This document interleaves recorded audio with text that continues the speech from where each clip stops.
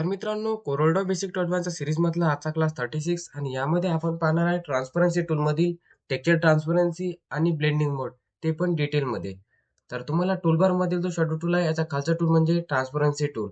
आता ट्रान्सपरन्सी टूलवरती जेव्हा तुम्ही क्लिक करता, तुम्हाला प्रॉपर्टी टूलबारमधील काही ऑप्शन मिळतील. यामधले आपण युनिफॉर्म ट्रान्सपरन्सी, त्यानंतर फाउंटेन ट्रान्सपरन्सी आणि हे 3 ऑप्शन आपण डिटेल्समध्ये पाहिलेले आहे. त्याची व्हिडिओची लिंक तुम्हाला डिस्क्रिप्शनमध्ये मिळून जाईल, तिथून तुम्ही पाहू शकता. आता राहिलाय आपला टेक्स्चर ट्रान्सपरन्सी आणि ब्लेंडिंग मोड, ते पाहू. तर अगोदर काय करतो मी, परत एक शेप घेतो, अशा प्रकारे ड्रॉ करतो. शेप ड्रॉ केल्यानंतर आपण एक कोणताही कलर फिल करू. कलर फिल केल्यानंतर मी ट्रान्सपरन्सी टूलवरती क्लिक केलं आणि त्यानंतर टेक्स्चर ट्रान्सपरन्सी वरती क्लिक केलं.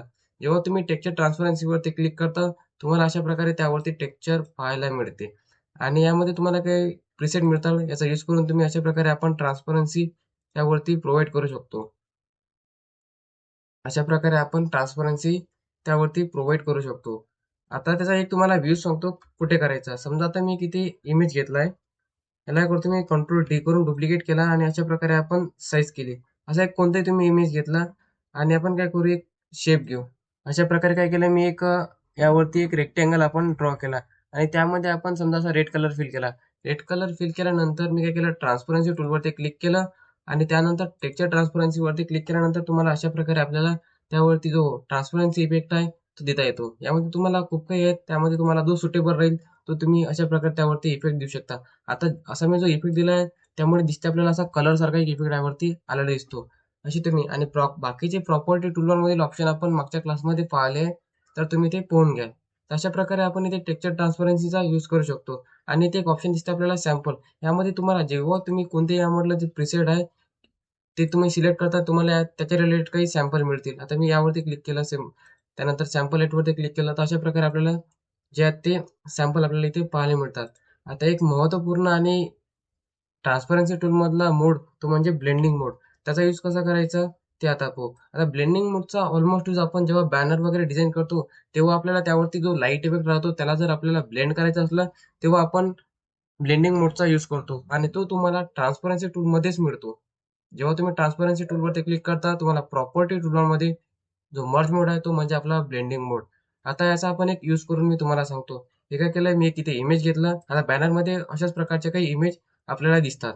आता एक इमेज घेतलाय, इमेज वरती काय करतो मी, स्वतःचा आता माझा एक फोटो आहे, आपण या करू इन्सर्ट करू. अशा प्रकारे मी एक फोटो घेतला. आता काय करायचं, या फोटोच्या मागे मला जो लाईट इफेक्ट आहे तो द्यायचा आहे. तर काय करेल, हा एक मी लाईट इफेक्ट घेतला आणि अशा प्रकारे याच्यावरती ठेवला. याला करू आपण ब्रिंग टू फ्रंट करू. यावरती क्लिक करून हा फ्रंट मध्ये आला. आता याला आपल्याला इफेक्ट जर द्यायचा असेल तर मी ट्रान्सपरन्सी टूलवरती क्लिक करेल आणि नॉर्मल यावरती म्हणजे ब्लेंडिंग मोड वरती क्लिक करून आपण काय करू, जो यावरती सुटेबल राहील. आता यावरती भरपूर आपल्याला काही ब्लेंडिंग मोड दिलेले आहे, जो तुम्हाला तुमच्या डिझाइन मध्ये लाईट वरती द्यायचा आहे किंवा कोणत्या यावरती द्यायचा असेल, जो तुम्हाला सुटेबल राहील तोच तुम्हाला द्यायचा आहे. आता मी यावरती जर ऍड दिला तर काय होईल, अशा प्रकारे प्रॉपर आपल्याला त्यावरती तो इफेक्ट पाहायला मिळतो. आता काय करू, जो माझा इमेज आहे आपण त्याला ब्रिंग टू फ्रंट करू इथून. तर अशा प्रकारे आपल्याला तो लाईट इफेक्ट देता येतो. आता परत मी ट्रान्सपरन्सी वरती टूलवरती क्लिक केलं आणि परत त्या ऑब्जेक्टला आपण सिलेक्ट केलं. आता आपण काय करू, याला थोडं साईडने घेऊ आणि किंवा आपण डायरेक्ट ड्रॅग करून अशा प्रकारे तो सब्जेक्ट सिलेक्ट करू. त्यानंतर मी परत ट्रान्सपरन्सी टूलवरती क्लिक केलं आणि आता इथं आपण काय दिले, ऍड दिलं होतं. त्यानंतर मी यावरती मल्टिप्लाय वरती क्लिक केलं. तर जेव्हा तुम्ही वेगवेगळे इफेक्ट द्या, तेव्हा ते वेगवेगळे त्यावरती तुम्हाला ब्लेंडिंग मोड पाहायला मिळतील.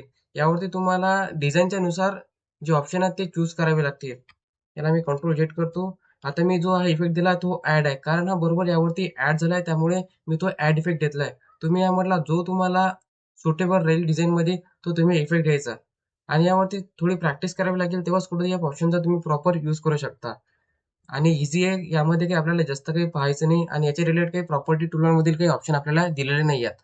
तर आजच्या व्हिडिओमध्ये आपण पूर्ण ट्रान्सपरन्सी टूल कव्हर केलेला आहे आणि पुढच्या व्हिडिओमध्ये जो टूल पाहायचा आहे आपल्याला, कलर आय ड्रॉपर.